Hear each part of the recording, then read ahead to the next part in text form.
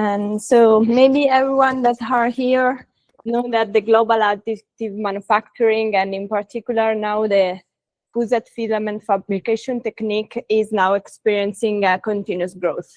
And this is also thanks to the fact that now we can print components that have a structural relevance, also in this technique. And we have to thanks for this some particular high-performance thermoplastic polymers that have not only an high ultimate tensile strength, but also good behavior in terms of temperature. So a high vitrification temperature. We call that also super polymers. And in this family, we can find the ULTEM 1985, that is a high performance polymer that is the heart of our research activity. As the other thermoplastic polymers, the process when we fabricate some components introduce an anisotropy on the mechanical properties.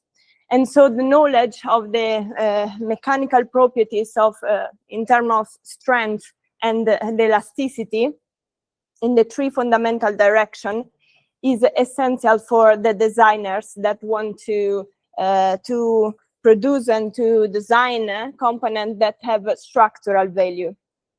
And this is also emphasized by the lack of information that we can find inside the datasheet. Maybe one that are here know it. So this aspect also amplify the design difficulty. What we want to do with this research activity to evaluate the approach that we have for the estimation of the mechanical properties of these 3D printed components. And we do that in this presentation following this agenda. So first one, the approach proposed.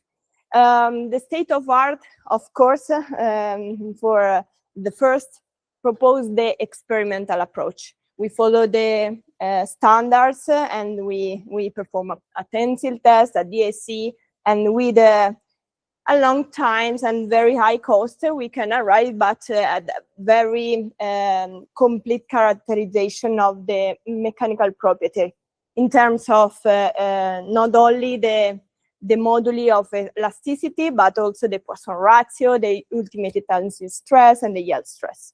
On the other hand, the literature propose also other approach, like the microstructural one. So with the application of an homogenization technique, with a short time, you can arrive to characterize the dynamic of the system, or better, the moduli of elasticity in all the direction of the component that we made. So very quickly, the first approach is very, very simple, and we use a Fortus 450 to produce 8 specimens for each direction of the position. We choose 3 directions of the position. The zeta is the vertical one, the epsilon is on site, and the x is for the flat spaceman. We follow the SCM D638, and for the geometrical type, we choose the type 1 of spaceman. The setup is very easy because we have a tensile testing machine, but also the camera for an imaging acquisition. In fact, 5 simples for each growth direction were prepared for the DIC, for the digital image correlation. In this way, we can arrive also to the Poisson ratio. In this slide, I report all the experimental tests that we have carried out. But in this figure, I want to show you the mean value for each growing direction. And obviously, as we expected, the zeta direction present a braided behavior, and the other one adductile behavior. But what I want to underline is that the Young modulus for each direction is quite the same for this material, and obviously we can't say the same for the UTS because the zeta direction present the 50% less of resistance, but we expect these results. These are the results instead for the Poisson ratio performed by a digital image correlation. And with a simple equation, we arrive also to the shear modulus of the material in the three directions. In these slides, I report all the results that may be our benchmark, that are our benchmark. On the other hand, the homogenization technique.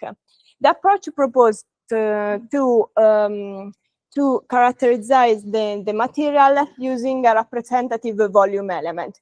This approach, of course, born for the composite material, and with a simple relation between the stress and the strain, and the application of an as well-defined deformation of this little volume that represents the microstructure of our component, we can arrive with a simple energy equation to resolve the equation in terms of elasticity of the material. So at the end, we can exit with the moduli of elasticity of that materials.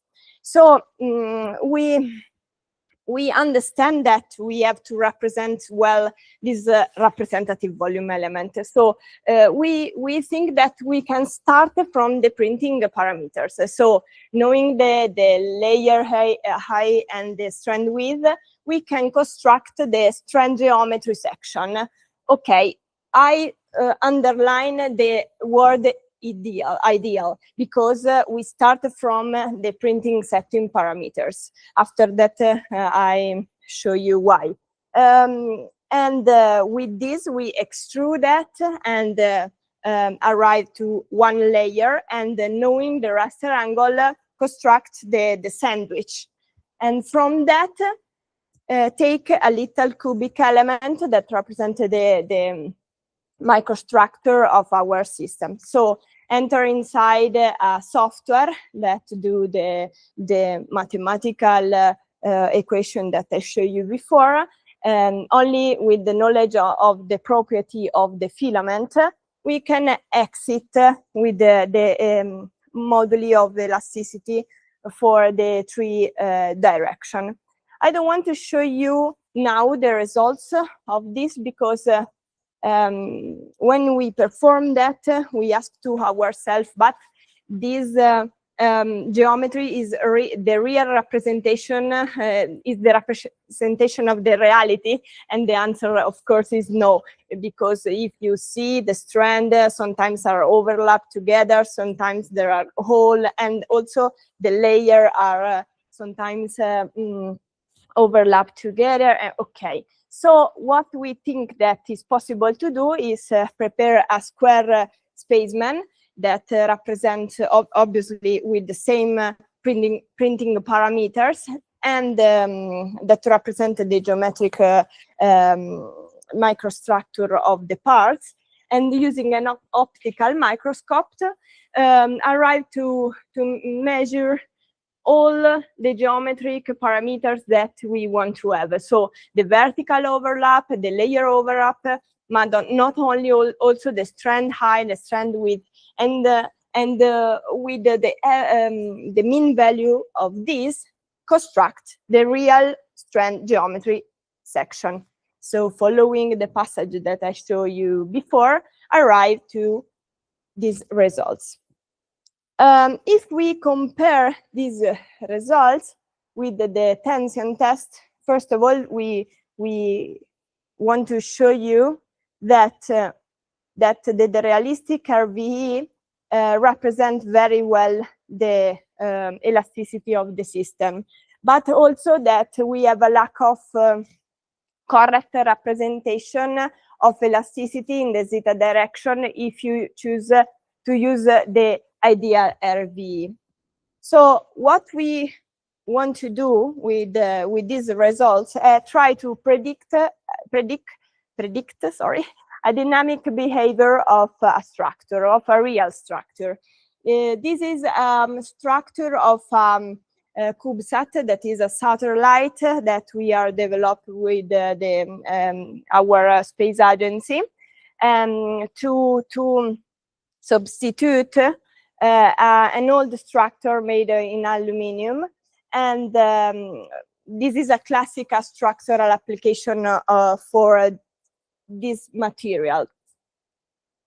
So we perform an experimental dynamic test. We use our shaker and using a power spectral density in input, an acceleration, white acceleration input signal in the frequency range typical for a space application.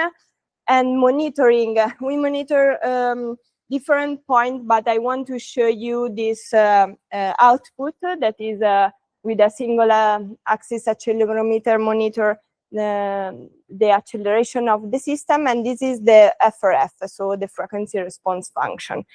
We individuate 3 fundamental peaks, and so this is our benchmark. We use a numerical model so to evaluate the 3 different approaches. So we enter inside the numerical model with experimental results, with the ideal results, and the realistic RV. And so if we plot this one upper our benchmark, we can see that the ideal RV don't represent the 3rd peak.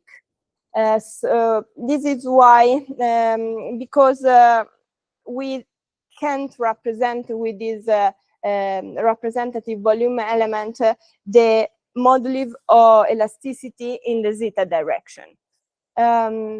We can assert instead that the ideal RV represents very well the dynamic of the system, and if we compare it with the experimental results, is also better than the experimental approach.